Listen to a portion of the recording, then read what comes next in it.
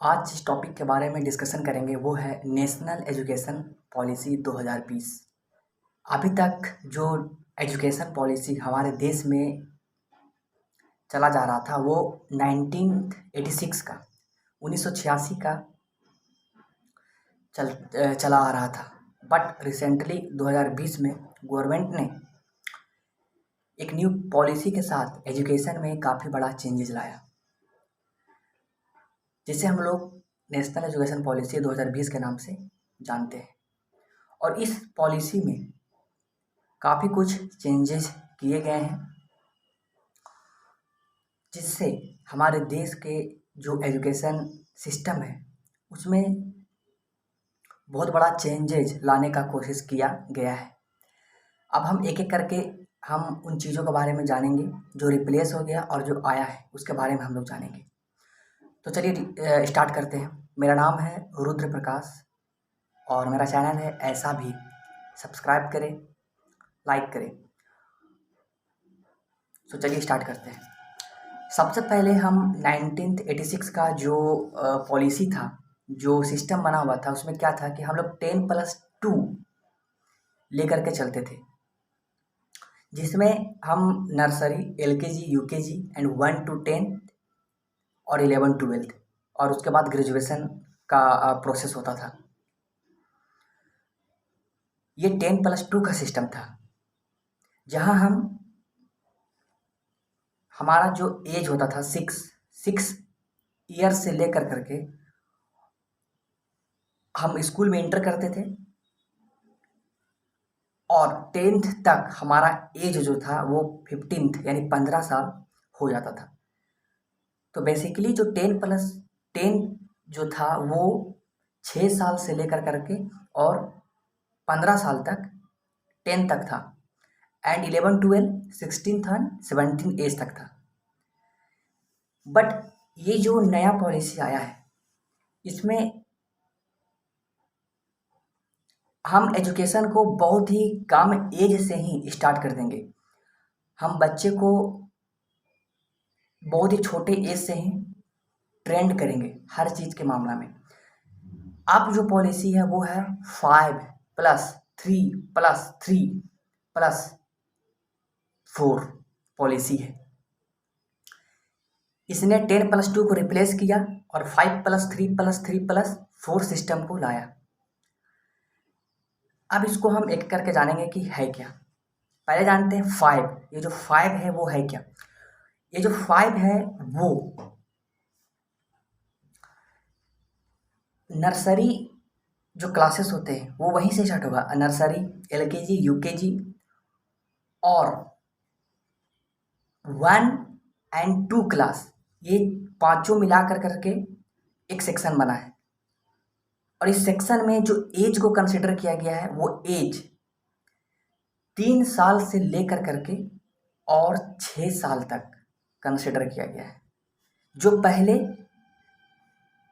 6 साल से एडमिशन होता था स्कूल में, बट अब 3 साल से ही स्कूल में एडमिशन होना स्टार्ट हो जाएगा। 3 साल से लेकर करके, और हम जब 2 क्लास में जाएंगे तो उस समय का एज हमारा 6 साल का होना चाहिए। गवर्नमेंट ने थोड़ा सा यहाँ पर चेंजेस किया है कि अब हम बहुत ही कम एज से, यानी 3 साल का बच्चा होगा हम नर्सरी में एडमिशन करवाएंगे, और उसके बाद LKG, UKG एंड 1 and 2। तो ये था पहला। सेकेंड है 5+3 यानी 3। अब 3 क्या है, अब 3 में एक सेक्शन है 3 क्लास, 4 क्लास एंड 5 क्लास। उसके बाद है अगेन 3, वहां पर है 6 7 8, एंड जो लास्ट में 4 है वो है 9 10 11 12, यानी वो सेक्शन को एक साथ कर दिया गया है। और इस तरह 5+3+3+4 का डिस्ट्रीब्यूट किया गया है। अब हम जानते हैं कि जो स्टार्टिंग में यानी नर्सरी से लेकर के 2 तक जो एजुकेशन में चेंजेस किए गए हैं वो क्या है करके 3 साल से लेकर करके 6 साल तक जो बच्चे होंगे, बेसिकली वहाँ पे एक तरह का प्ले स्कूल होगा। जैसे हम लोग सरकारी स्कूल में आंगनबाड़ी जानते हैं, तो आंगनबाड़ी के बेस पे ही यहाँ पे हर जगह इस सिस्टम को लागू किया जाएगा। यानी बच्चे को वहाँ पे प्ले स्कूल में इंट्रोड्यूस कराना है। बच्चे वहाँ पर पढ़ेंगे नहीं, खेलते खेलते वहाँ पे पढ़ाना है। यहाँ पर किसी तरह का कोई एग्ज़ाम नहीं होगा। मतलब जो एक बच्चे को चाहिए कि वो जाते के साथ पहले उसको इन्वायरमेंट क्रिएट किया जाएगा, पढ़ने का आदत जो हैबिट होता है वो दिलवाया जाएगा, कैसे खेलते खेलते स्टडी किया जाए, कैसे खेलते खेलते किसी चीज़ को समझा जाए, वो वहाँ पे उसको डेवलप किया जाएगा। उसके माइंड पे किसी भी तरह का कोई प्रेशर नहीं होगा, किसी तरह का कोई होमवर्क नहीं होगा।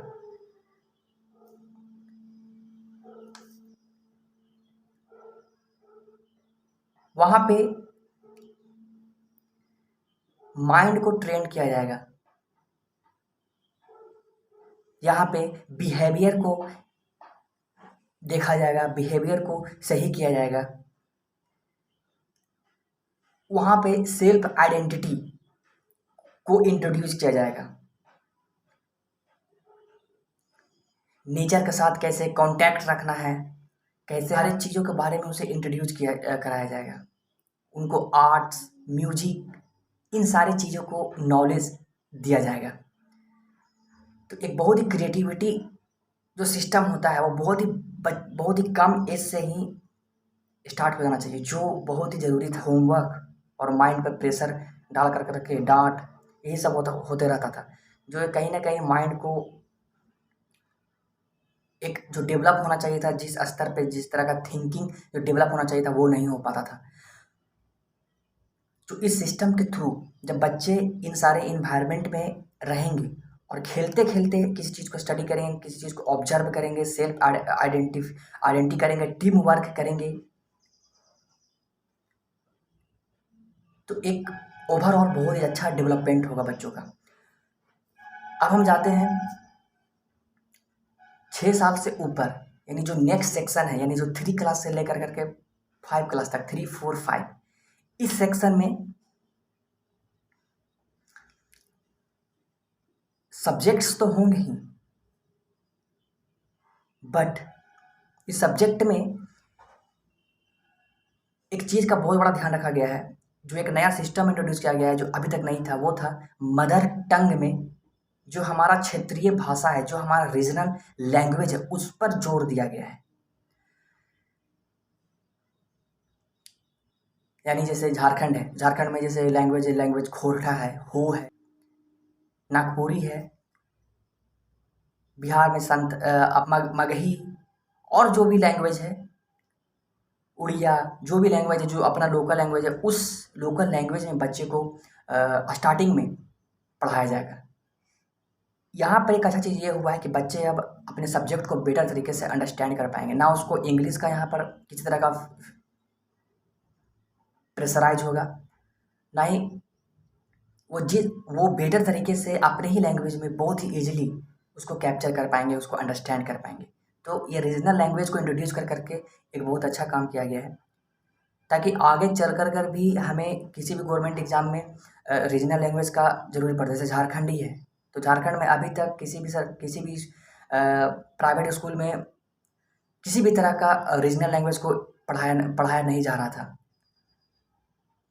और जो भी जिस तरह के जो हाई लेवल के एग्ज़ाम होते हैं, जैसे जेपीएससी होता है, वहाँ पर एक चाहे चाहे एसआई का एग्ज़ाम होता है, चाहे किसी का भी एक वहाँ पर लैंग्वेज पेपर करता है, वही 10th के बाद थोड़ा सा प्रॉब्लम हो जाता है। तो अब जो इंट्रोड्यूस किया गया है ताकि रीजनल लैंग्वेज भी लोगों को पता रहे और उसको एक बेसिक अंडरस्टैंडिंग रहे, ताकि आगे जाकर के कोई प्रॉब्लम ना हो, और एक अच्छा इन्वायरमेंट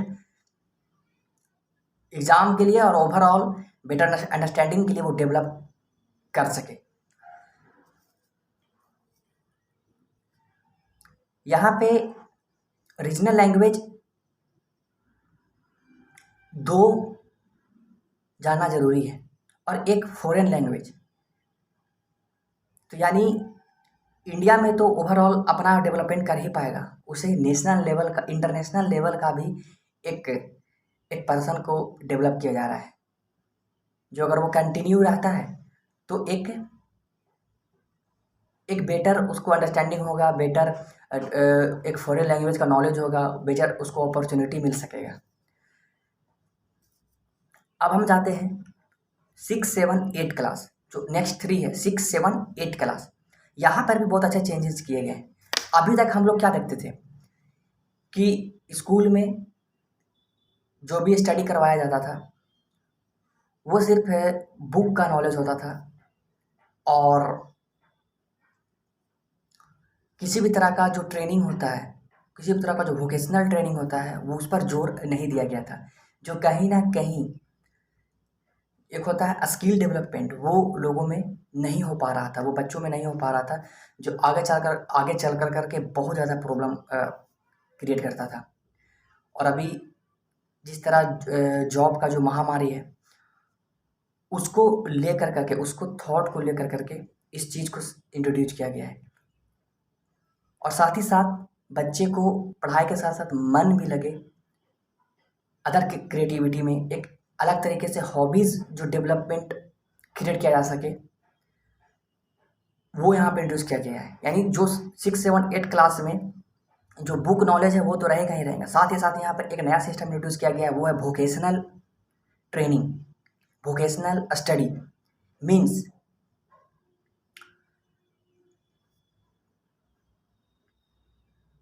जैसे किसी को जैसे किसी को पेंटिंग पसंद है, तो पूरे साल में 10 दिनों का बैगलेस क्लासेस होंगे। उस 10 दिनों में 10 दिन नहीं होना चाहिए था, थोड़ा सा और अधिक दिन होना चाहिए था, बट अभी जो है 10 दिनों तक बैगलेस क्लास होगा, जिसमें जो बेस्ट पेंटर्स हैं, जो बेस्ट पेंटर हैं, जो मार्केट में बेस्ट पेंटर हैं, जो मार्केट में बेस्ट कारपेंटर हैं, जो मार्केट में अच्छे जो भी किसी भी फील्ड में इलेक्ट्रिशियन है, जो मार्केट में बेटर तरीके से कोडिंग को जानते हैं, कंप्यूटर कोडिंग को जानते हैं, और जो भी स्कूल में जो बच्चे हैं उसको इन सारी चीज़ों में इंटरेस्ट है, तो उनको बुला कर करके और उनसे इंटरेक्ट करवाया जाएगा, उनसे 10 दिनों का क्लास दिलवाया जाएगा। बच्चे अपने आर्टिस्ट को अपने और बेटर तरीके से डेवलप कर सकते हैं, जो अपना हॉबीज है उसको और बेटर तरीके से डेवलप कर सकते हैं। साथ ही साथ 6, 7, 8 से ही जो आर्ट्स सब्जेक्ट है, हिस्ट्री, ज्योग्राफी, पॉलिटी, जो साइंस सब्जेक्ट है, सारे चीज़ यहाँ से स्टार्ट हो जाएंगे। और ये वोकेशनल जो स्टडी होगा, जो वोकेशनल ट्रेनिंग हुआ, ये अलग से 10 दिनों का बैगलेस क्लासेस में ये सब संपन्न होगा। सारा चीज़ यहाँ पर होगा, चाहे वो गार्डनिंग हो, चाहे पेंटिंग हो, हर चीज़ का यहाँ पर ट्रेनिंग प्रोवाइड्स किया जाएगा। अब आते हैं 9 to 12। अभी तक हम लोग जो सब्जेक्ट होते थे आर्ट्स और साइंस, कॉमर्स, हम लोग जो जो भी स्पेशली पढ़ते थे वो 11, 12 में जा कर करके हम एक स्पेशल सब्जेक्ट को लिए चुनते थे। जैसे हम आर्ट्स पढ़ना है तो हमें हिस्ट्री, ज्योग्राफी ये सब पढ़ना होगा, हमें साइंस पढ़ना है तो साइंस, फिजिक्स, केमिस्ट्री, बायोलॉजी पढ़ना होगा। बट ये सिस्टम अब जो है वो 9th क्लास से ही डेवलप किया जाएगा, जिसको हम लोग मल्टीडिसिप्लिनरी सिस्टम कहते हैं। अब यहाँ पर क्या होगा कि अगर किसी बच्चे को हिस्ट्री के साथ साथ बायोलॉजी पसंद है, तो अब ये दोनों सब्जेक्ट को लेकर करके पढ़ सकता है। आगे चल कर करके एक सेक्शन तैयार होगा कि कि मतलब पेयर्स ऑफ सब्जेक्ट स्टार्ट होंगे और बच्चे वहाँ पर अपने सब्जेक्ट को ले सकते हैं। जैसे अभी क्या सिस्टम है कि अगर कोई आर्ट्स पढ़ना चाह रहा है, जैसे हिस्ट्री, ज्योग्राफी, और अगर उसको मान लीजिए कि मैथ में उसको इंटरेस्ट है, तो वो अभी मैथ नहीं ले सकता था।